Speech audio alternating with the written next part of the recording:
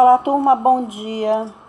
Na nossa aula de hoje, nós vamos estar dando continuidade ao grupo dos invertebrados. Hoje nós vamos falar com exclusividade no grupo dos artrópodes. Como ele é um assunto assim bastante extenso, a gente vai tentar trabalhar o máximo possível resumido, tá? Então, quando nós falamos em artrópode, nós vamos perceber que o grupo dos artrópodes ele é dividido em insetos, crustáceos, aracnídeos, quilópodes e diplópodes. Vamos fazer o possível de trabalhar a característica desses principais grupos, ok? Então, no slide que eu apresento para vocês aí, você tem uma grande variedade desse grupo dos artrópodes. Então, quando nós falamos em artrópodes, nós vamos perceber assim que, por exemplo, as suas principais características, tá? Quais são essas características? Então, esse grupo, ele apresenta pernas articuladas e também apresentam, no caso não são todos, mas uma grande maioria deles apresentam antenas. Essa antena, ela serve principalmente como uma forma de percepção para o meio, tá? A gente compara assim nesse grande grupo como se fosse o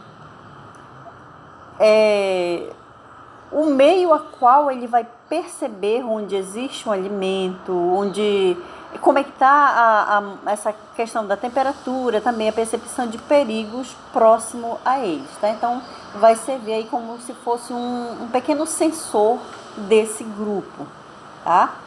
Então, a gente vai perceber assim, vamos falar agora no caso do grupo dos insetos, nós vamos dizer assim, olha aí, eu estou mostrando primeiramente para vocês, né, no slide que aparece para vocês, que são animais que apresentam o exoesqueletos e apêndices articulados. Verificando aí as patas articuladas, no caso aí eu estou mostrando para você um aracnídeo, onde ele apresenta essas patas articuladas que servem para locomoção e capturação do alimento e também serve como defesa, tá? Isso no grupo dos aracnídeos, mas aí a gente vai perceber também nos próximos grupos.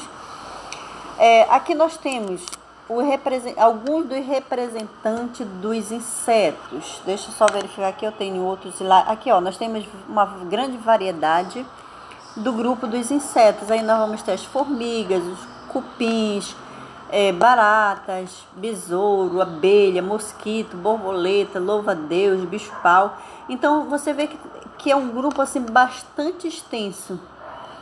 E quando se fala assim de inseto, nós vamos perceber que alguns deles são grandes transmissores de doenças e outros eles ajudam no equilíbrio do meio ambiente, como por exemplo a borboleta.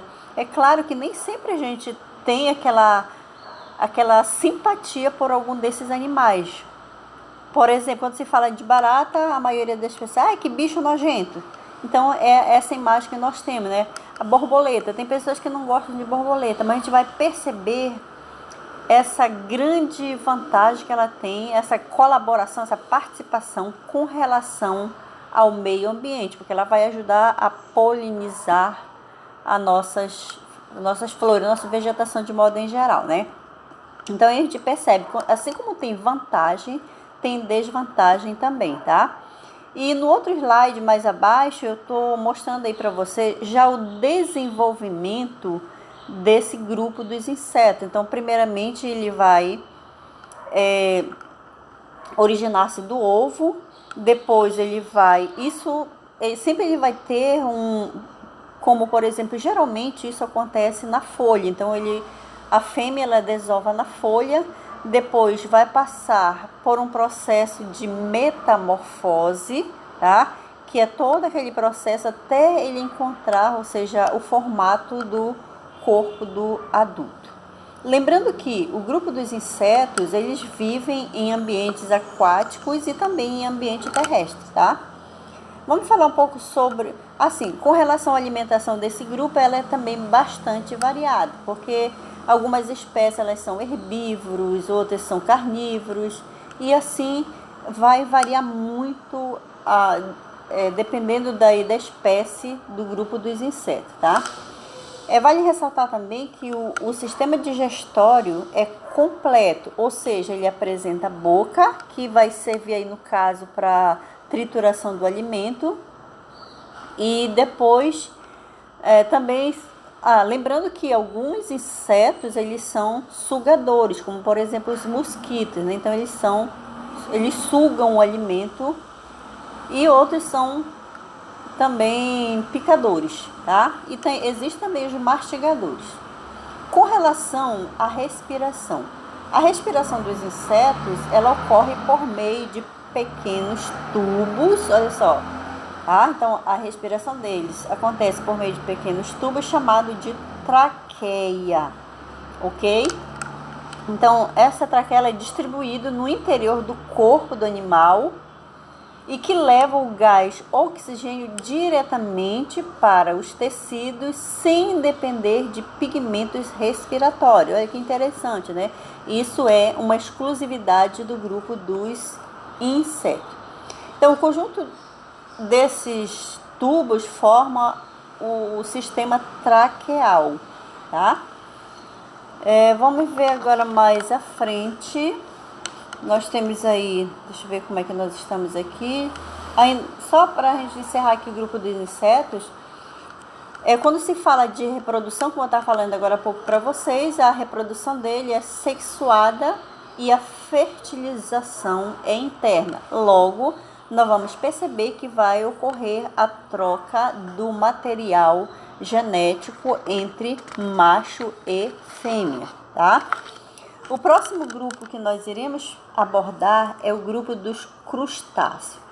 Quando nós falamos em crustáceos, nós vamos dizer que eles são também aquáticos e existem alguns que são terrestres, como por exemplo o tatuzinho do jardim, ele é um exemplo de crustáceo terrestre. O seu desenvolvimento ele é direto e pode ser também indireto. Apresenta o exoesqueleto. Nesse exoesqueleto apresenta uma substância chamada de carbonato de cálcio, que é o que mantém a estrutura desse exoesqueleto, ok? A espécie é importante no zooplâncton. Então, a divisão do corpo, ela apresenta cefalotórax e abdômen. Existem várias espécies que são comestíveis, como por exemplo os camarões, os caranguejos, tá? Então desse grupo aí servem de alimento para os seres humanos. Aqui nós temos o exemplo da estrutura corpórea desses animais, ou seja, as características principais. Corpo dividido em cefalotórax e abdômen. Possui 2 pares de antena, como eu já falei para vocês, que essa antena serve como se fosse um pequeno sensor, onde ele vai perceber o clima, tá? E também apresenta pares no caso, desse grupo, são 5 pares de pernas, tá? Então, você pode estar observando, lá no livro de vocês, lá na página 264, você vai encontrar uma característica bem detalhada do grupo dos crustáceos, tá? Lembrando que alguns deles servem como alimento para os seres humanos. O próximo grupo que nós temos é o grupo dos aracnídeos. Quando nós falamos em aracnídeo, nós já vamos falar também de alguns seres que podem ser prejudicial, podem provocar danos à nossa saúde. Então são animais, a maioria deles picadores, tá? Então vamos lá. Os aracnídeos, eles possuem o corpo dividido em cefalotórax e abdômen, tá? Aí no slide que eu estou apresentando para você, nós temos aí um dos representantes desse grupo, que são os escorpiões. Então, no caso, você vai perceber esse escorpião, ele tem a sua forma de defesa, tá? Vamos lá, depois a gente falar um pouquinho sobre eles. Então, ele possui 4 pares de patas, você pode estar observando na imagem. Nesse grupo, eles são desprovidos de antenas, quer dizer que eles não apresentam essa antena, tá? Também não apresentam asas, como lá no grupo dos insetos, a maioria dos insetos, eles apresentam asas, é uma das características, que essas asas, elas têm assim, uma importância muito grande, que, por exemplo, para eles alcançarem com mais rapidez o alimento. Já no grupo dos aracnídeos, eles são desprovidos de asas.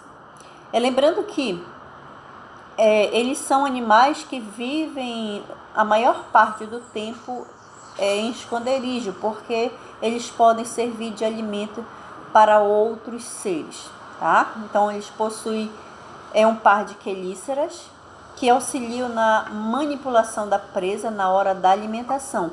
É como se fosse assim, esse pequeno braço com duas unhas. Então, ele vai capturar o alimento e essa quelícera ela vai servir para ajudar no momento da alimentação, tá? E também ele não possui mandíbula, que é uma das principais características dele.